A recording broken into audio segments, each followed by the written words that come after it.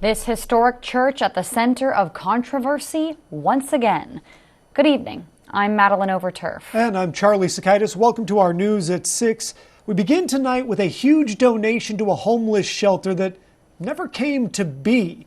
It's an old familiar saying, no good deed goes unpunished. And this next story, what we have are good intentions, a sizable cash donation, and all of it caught in a bit of a legal boondoggle with a pinch of buyer's remorse.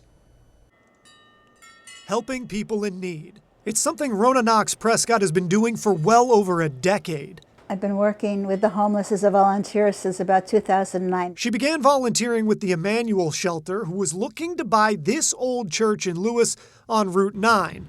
But they needed money to make that happen, and yet again, Rona was ready to step up. I'm retired. My kids are grown. They're pretty well taken care of.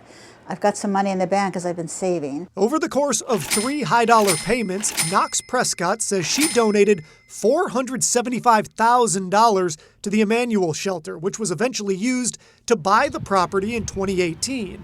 And that's really when the problems started. The would-be shelter got massive pushback. The neighbors didn't want the homeless near them. As the building sat, a legal fight ensued. And meanwhile, at the same time, the Emmanuel Shelter transferred all of their holdings and ownership of the property to a different nonprofit that also helps the homeless, Lighthouse for Broken Wings. But then this happened. So I was driving by a couple of weeks ago, and I saw a for sale sign out there.